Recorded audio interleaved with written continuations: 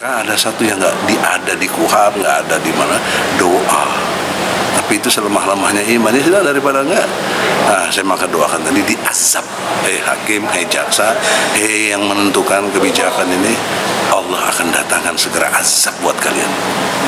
Mudah-mudahan Allah turunkan dalam waktu singkat ini. Insya Allah. La haula wala quwata illa billah. Cepat atau lambat, Allah yang Maha Kuasa. Kami nggak bisa desak-desak Allah, hanya bisa meminta dan berharap. Itu menunjukkan, saya bilang, adanya kepentingan politik, ada stereotip, ada connecting. Makanya kita juga ada connecting. Saya juga bela Sagala, bela Jumhur, sahabat-sahabat saya Anton Permana gitu. Mereka walk out juga. Nah, kita buktikan bahwa kita solid, kita walk out juga. Ya, karena nggak ada keadilan gitu loh. Sudahlah, akhirnya hakim terserah kalian mau putuskan apa aja, sekarang dewi aja. Tapi ingat azab Allah, ingat azab Allah, itu aja. Kita mau gimana? Masa berontak? Hukum nggak ada hukum memberontak. Kalau lihat begini gaya-gayanya, minta pertimbangan siapa? Nanti kan jaksa agung kan di bawah mahkamah, di bawah presiden, polisi di bawah presiden. Ya, Mahkamah Agung tinggal ditelepon. Bisa aja, kita kan ngerti lah politik di Indonesia ini. Ya, semuanya takut. Tuhannya bukan Allah, musyrik. Ya, takut kepada selain Allah. Ya, ini buktinya.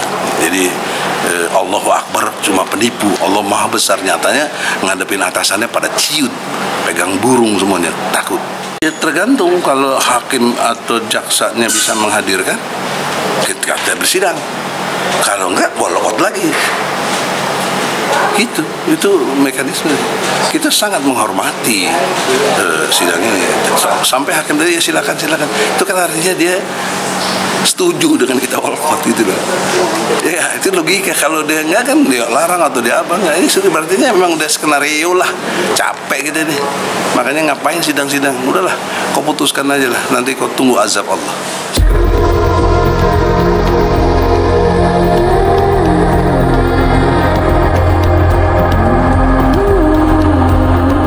Sidang tadi mempertontonkan amat sangat jelas bahwa hakim telah dilecehkan oleh jaksa.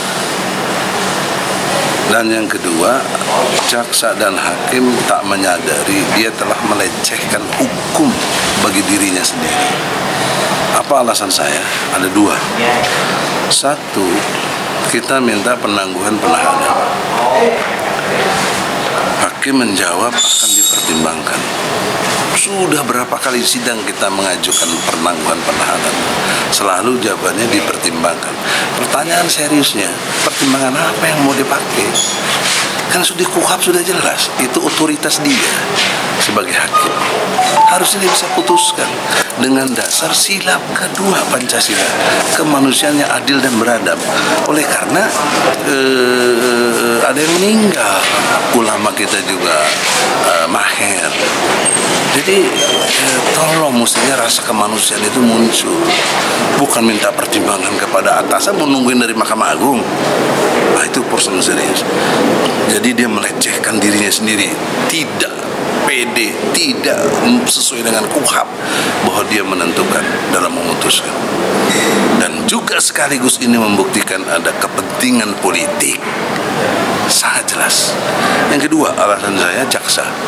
Dia tadi sangat jelas menguraikan tentang belum ada perintah dari jaksa agung. Kok begitu? Kan jaksa punya independensinya sebagai yang mengadili, yang membawa ke sidang ini. Apa ilmu hukum yang dia punya jaksa? Apa ilmu hukumnya? Kok menghadirkan terdakwa aja nggak bisa? Kan harusnya dia punya independensi. Kalau dia bertentangan sama jaksa, dia mundur. Kalau dia punya integritas, ya, mundur dari jaksa. Kok nggak mampu? Kok nggak akan bisa menegakkan keadilan sampai kapanpun? Karena tergantung kepentingan politik. Nah, karena dua alasan serius inilah, saya berkesimpulan bahwa ini peristiwa pengadilan politik. Dasarnya justru kebencian kepada ulama namanya Gus Nur. Itu persoalan seriusnya. Ya, oleh karena itu saya nggak ada upaya juga. Apa upaya saya? Secara hukum udah maksimal kita. Maka ada satu yang nggak ada di KUHAP, nggak ada di mana, doa. Tapi itu selemah-lemahnya iman. Ya sudah, daripada enggak. Nah, saya maka doakan tadi diazab. Hakim, jaksa, yang menentukan kebijakan ini, Allah akan datangkan segera azab buat kalian. Mudah-mudahan Allah turunkan dalam waktu singkat ini, insya Allah. La haula wala quwata illa billah. Cepat atau lambat, Allah yang maha kuasa. Kami nggak bisa desak-desak Allah, hanya bisa meminta dan berharap. Saya kira jelas itu. Ya, terkait dengan terdakwa yang tidak dihadirkan di persidangan itu kan tidak hanya berlaku buat Gus Nur saja, Bang. Aktivis yang lain termasuk Jumhur Hidayah, Syahada Nainggolan dan lain-lain sampai saat ini kan memang tidak dihadirkan. Itu menunjukkan, saya bilang, adanya kepentingan politik, ada stereotip, ada connecting. Makanya kita juga ada connecting. Saya juga bela Sagana, bela Jumhur, sahabat-sahabat saya Anton Permana gitu. Mereka walk out juga. Nah, kita buktikan bahwa kita solid, kita walk out juga. Ya, karena nggak ada keadilan gitu loh. Sudahlah, akhirnya hakim terserah kalian mau putuskan apa aja, sekarang dewi aja. Tapi ingat azab Allah, ingat azab Allah, itu aja. Kita mau gimana? Masa berontak? Hukum nggak ada hukum memberontak. Saya kira begitu. Ya, itu terkait dengan surat edaran MA yang tidak menghadirkan terdakwa itu karena alasan COVID yang semakin tinggi, Bang. Surat apa gimana? Itu ada kalimat bersifat imperatif. Artinya, kalau imperatif dari hakim atau jaksa itu sendiri dengan kesadarannya bisa menghadirkan, mau ngomong apa? Mahkamah Agung mau ngomong apa? Jika itu kesadaran dari jaksa, nggak bisa intervensi jaksa. Pakai dong otak, ya. Jangan on kita ini dalam menegakkan hukum. Otak di mana otak? Ya. Pakai itu. Juga hakim kan udah jelas independen hakim, nggak boleh intervensi kepada hakim. Ya, makanya ada banding, ada kasasi, bahkan ada PK. Itu karena putusan hakim itu independen, nggak boleh dipengaruhi oleh yang lain. Nah, justru ini menunjukkan adanya pengaruh. Kok minta pertimbangan? Siapa yang mau diminta pertimbangan? Itu jadi putusan Mahkamah Agung itu atau surat edaran itu sudi kiranya kalau sifatnya imperatif dari siapa, kan begitu, harus jelas. Nah, kalau saya memahaminya dari hakim bisa, dari jaksa bisa, dan dari kondisi objektif yang mana kalau misalnya sudah takut COVID, ada antigen, ada protokol kesehatannya dijalankan, pakai masker dan lain sebagainya. Ya, lalu alasan apa? Imperatif apa? Imperatif kezoliman? Jawab logikanya nggak bisa dijawab karena mereka tidak osjubdil, tidak objektif, tidak sistematis, tidak toleran, tidak jujur dan benar serta tidak adil. Osjubdil itu teori saya dalam konteks penegakan hukum. Egy Sujana Mastal punya teori osjubdil, itu yang nggak ada gitu loh.